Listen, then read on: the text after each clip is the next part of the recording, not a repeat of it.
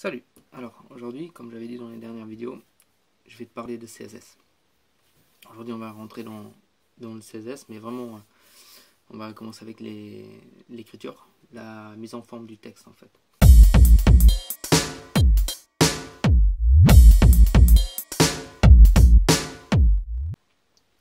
Alors on va tout de suite commencer ici. Alors ici comme tu vois, j'ai créé deux petites divs, une div avec les classes et une div sans classe. Puis j'ai fait ici un lien vers mon CSS. Alors ici tu remarques qu'il y aura deux points slash CSS slash master CSS, ce qui veut dire ici, si tu regardes sur mes documents ici, alors je suis sur texte HTML, deux points, ça veut dire que je vais sortir de mon dossier, slash CSS, je rentre dans le dossier CSS, slash master CSS, je prends celui-ci, et le master CSS. Alors, dans mon master CSS, j'ai rien fait de spécial pour l'instant, j'ai juste créé un petit padding pour faire une petite mise en plage, mais c'est tout. Hein. Puis j'ai mes petites classes qui sont ici. Alors, pour choisir ta font, je te conseille d'aller sur le site Google Fonts. Là, tu auras vraiment un très grand choix. Après, tu peux aller aussi sur des autres sites, mais je pense que si tu vas sur le Google Fonts, c'est déjà bien. Alors, je vais te montrer comment c'est sur le site, comment c'est fait tout ça. Alors, ici, on a Google Fonts. Alors, tu peux choisir ta font toi-même, celle qui te plaît, ok. Et ici, avec le petit plus, tu choisis ce que tu veux, ok. Alors, disons que, allez, Indie Flower, allez, ça c'est une font qui me plaît, comme ça, je la prends ici, hein. Puis je prends une deuxième. Alors, c'est toujours bien d'en prendre deux sur ton site, de ne pas faire tout dans la même font, ça fait un peu plat. Prendre deux fonts, c'est bien. Pas aller plus haut, parce que bon, c'est pas non plus un carrousel, hein. On prend deux fonts et puis c'est bien. Après, tu regardes un peu toujours ce qui va ensemble. Moi, je dis toujours, il faut vraiment prendre deux fonts qui se ressemblent un peu, mais où on voit quand même une différence. Allez, on va prendre ici Glory Hallelujah, ok. Alors ici, tu as les deux fonts qui sont ici. Et puis, alors il y a deux choses à prendre en compte sur ça. La première chose, c'est le temps de chargement. Alors ici, tu vois, c'est fast, ok. Si maintenant je vais rajouter des fonts, ça va devenir de plus en plus doucement. Par exemple, je vais prendre les trois fonts là aussi. Hop, alors j'en ai déjà 5. Alors si je mets les 5 fonts sur mon site c'est déjà moderated, c'est-à-dire c'est déjà un peu plus doucement. Et plus j'en mets, plus longtemps le temps de chargement il y est. Pour ça, c'est aussi pour ça que je dis que c'est bien d'en avoir que deux. Hein. Ça, dès qu'on en a deux, déjà c'est fast, hein, c'est bien. Alors, il y a deux liens ici, deux choses à apprendre ici sur ce site. Alors, si tu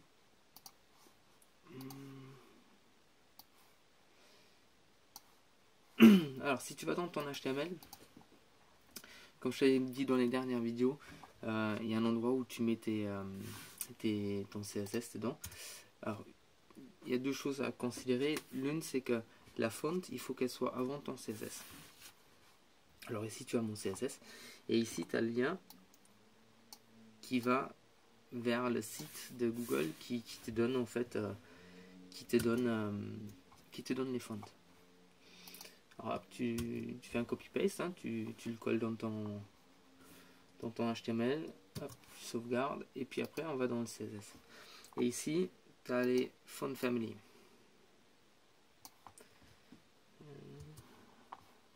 Moi, ce que je fais toujours, c'est vu que je les mets pas tout de suite, voilà, hop, je les colle et je les mets en commentaire. Comme ça, je les ai, mais il faut pas que je les recherche, que je les retape ou peu importe. Et comme ça, cette page ici, je n'aurai plus besoin, je peux la fermer. Alors, maintenant, qu'est-ce que ça donne? Alors, si par exemple maintenant ici, j'ai mon H1, je peux faire un copier mon H1 c'était un titre. Je fais un copier-coller de ma font. Et maintenant, si je sauvegarde, tu verras que ça a changé. Maintenant, par exemple, je peux prendre ici, celle-là, et la mettre sur mon texte. Et si je sauvegarde, tu verras, le texte il change aussi. Maintenant, ce qui est possible aussi, comme tu vois, j'ai une div. Hein, si je fais alors, du coup, hop, je prends lui et je la mets dans la div. Là, tu verras que si je sauvegarde, maintenant il y a tout ce qui est dans la div qui est mis dans la même écriture. Ok. Et comme tu vois ici, il y a cursif derrière. C'est aussi un style de font qui est en fait vraiment reconnu par tous les ordinateurs et tous les machines. Du coup, si par exemple lui, bah, il connaît pas ton ordinateur, il reconnaît pas la font, qu'il n'arrive pas à aller sur le site ou peu importe. Bah, ce qu'il fait en fait, c'est que il prend cursif comme sa font normale, comme tu vois maintenant, hop, ça a changé et ça donne un style de font par défaut si tu veux, mais qui est quand même dans le style que tu as choisi. Maintenant, avec la taille, alors on peut donner aussi une font size. Hein. Là, on va faire ici, alors font size. Là, tu vois, hop. Et dans font size, tu peux aller avec plusieurs choses. Tu peux aller avec les pixels, avec les pourcentages ou avec les EM.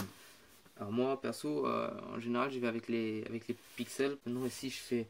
Alors en général, les titres, ils sont un peu plus grands. Là, si je les mets en 18 pixels, tu verras tout de suite que ça va changer. Et tu vois, c'est la taille normale d'un paragraphe en général. Hein. Alors après font size, on a aussi font weight. Ok, c'est l'épaisseur en fait de l'écriture. Alors il n'y a pas toutes les fonts qui ont des weights différentes. Alors avec les font weight, tu as le choix d'aller tu peux dire bold, ok, pour faire plus gros, bolder, encore un peu plus grand, plus gros, voire tu as possibilité sur certaines fonts, comme ici par exemple j'ai pris maintenant Roboto parce que bon, les autres il n'y avait pas la possibilité. Alors tu as la possibilité comme ici de mettre fine, ça veut dire de mettre 100, ok, 300, 400, italique, 500, 900, ok. Et comme ça tu peux voir ici, il faut que tu le prédis d'avance parce que sinon il va pas le trouver, ok. Et dans ton lien, après, tu auras les tailles que tu as choisies. Ici, par exemple, 100, 300, 300 italique, 500 ou 900. Et maintenant, si je vais ici, font weight, hein, je peux, comme j'ai dit, je peux faire un lighter, ok. Ça veut dire il va me le faire plus fin que d'origine, là, comme tu vois, ok. Mais je peux aussi prédire une taille, ça veut dire 300. Et comme ça, hop, il change tout de suite sur la taille 300. Maintenant, comme j'ai pris aussi 900, comme ça je te montre qu'est-ce que ça donne. Puis 900, hop, ça fait vraiment gros. Après font weight, tu as aussi la possibilité d'écrire en italique. Alors, avec ça, tu peux faire... c'est font style, ça. Font style. Hop, et là, italique, normal ou oblique. Ok. Alors, italique, c'est comme ça. Mais comme là, tu vois, de 900, hop, il est parti à 300. Comme j'ai uniquement 300 en italique. Maintenant, si j'aurais pris 900 en italique, il me l'aurait laissé dans la weight 900 et il aurait pris en italique. Et comme ça, tu peux écrire en italique voire en normal. Mais comme je dis, il faut que l'écriture elle supporte l'italique aussi. Sinon, c'est pas possible. Après ça, il y a une possibilité aussi. C'est un font variant. Alors, font variant. Et là, tu peux écrire en petit grand. Alors, là tu verras, mise en forme, normalement, c'est écrit, tu vois, au lieu d'être en minuscule, c'est en majuscule, mais écrit un peu plus petit. C'est une façon d'écrire aussi. Hein. Puis, ce qui est très intéressant aussi, alors maintenant, je vais rajouter un lien ici. Hop. Alors, on va dire lien. Et maintenant, le lien, il est là, il y a de la ligne en dessous. Alors, si tu veux enlever la ligne, tu fais... Alors, ici, je vais choisir mon lien. Hein, et tu dis text decoration. Text decoration. Tu dis non. Pas. Ça veut dire il va t'enlever toute décoration du lien. Ça veut dire il t'enlève la ligne en dessous. Maintenant, tu peux dire... Au lieu de qu'il y a la ligne en dessous, tu peux dire une ligne au-dessus, ok? Alors, overline. Là, il va me donner une erreur. Alors, overline, oui. Puis, tu peux aussi donner line true. Line true. Ça fait la ligne dedans. Alors, tu peux le mettre sur tout, hein, c'est pas que sur... on va l'agrandir là un peu. On va dire text decoration line true. Alors tu peux vraiment, quand je dis sur tout, hein, c'est pas que sur les liens. Alors sur tout, tu peux faire les lignes au-dessus, les lignes en dessous. C'est comme tu veux, vraiment. Ça c'est toi qui choisis. Après il y a une autre chose. Alors là on va aller sur le paragraphe ici. C'est la line height. La line height. Alors tu as l'auteur de la fonte, après tu as l'auteur de la ligne. Okay, l'auteur de la fonte, c'est vraiment l'auteur de la fonte. Et comme tu vois, il y a un espace un peu entre le bas de la fonte et la prochaine fonte.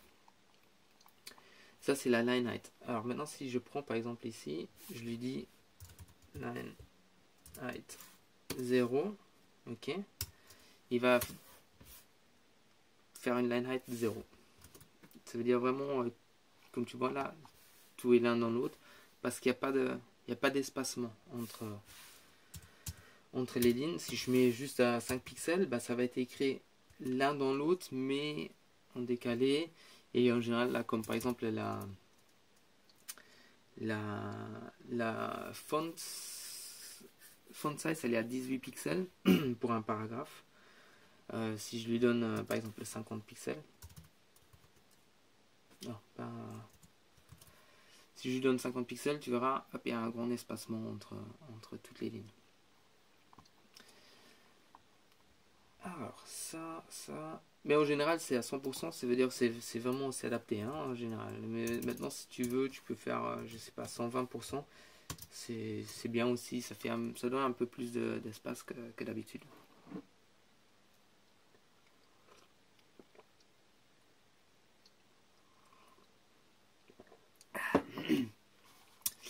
Après, allons ici, alors sur H1. Alors si je dis H1, alors avant je t'ai montré la font variante, ok. On a dit ici small caps, ok. Maintenant il y a aussi possibilité d'écrire tout en gros, tout en grand. Alors ça c'est du text transform. Ça fait que tout est écrit en grand, tout en petit. Alors c'est uppercase, lowercase, ok. Lowercase c'est tout est petit. Là tu verras le M de mise en forme, il sera petit. Mais tu peux aussi faire alors uppercase. Qu'est-ce que je fais? Uppercase, bah, maintenant tout est écrit en gros. Ça, après tu as le text align, ce qui fait où tu alignes tout à gauche, où tu alignes tout à droite, où tu fais que ça soit vraiment, que toute la place elle est prise. C'est du côté de l'un à l'autre côté, vraiment tout est pris. Si maintenant je prends ici mon P ici en bas, celui-ci il est écrit en P, hein.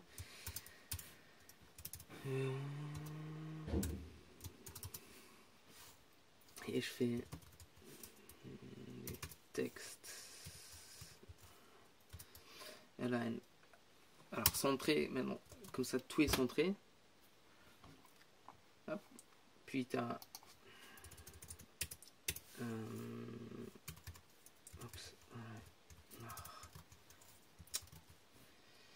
tout est côté droit, left c'est normal, et puis après tu as Justify. Hop. Et ça prend toute la longueur du texte. Comme tu vois, c'est vraiment toute la longueur de la place. Et tu vois vraiment, là il y a la ligne, hop, là il y a la ligne, et c'est bien joli. Peu importe quelle taille que ton paragraphe il va faire, ou ta div elle va faire, c'est toujours adapté jusqu'à la fin de la div. Après, il y a encore une petite chose que moi personnellement je m'en sers pas, mais c'est toujours bien à la savoir. C'est text indent. Alors on va faire ici. Alors text indent, ce qu'il fait, ça fait que ton texte il commence autant de pixels vers la gauche ou vers la droite. Alors text indent, là si je prends par exemple 150 pixels, tu verras que ici il va commencer 150 pixels plus loin, plus ou moins ici. Hop, t'as vu, là. Et maintenant si je veux faire l'inverse, si je veux que ça commence plus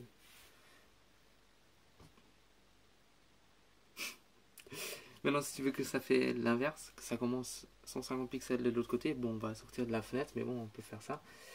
On fait moins 150 pixels, on sauvegarde et tu verras, hop, il est parti en arrière. Bon, dans cette vidéo je t'ai montré un peu tout ce qui est par rapport au texte. Dans les prochaines vidéos je vais aller sur les couleurs, après on va aller passer sur les ombres à mon avis, et puis après on verra tranquillement ce qui va venir après. Mais si tu as aimé cette vidéo, n'hésite pas à laisser un petit like, à la partager, puis abonne-toi. Je te mettrai les liens aussi des vidéos où j'ai parlé du HTML.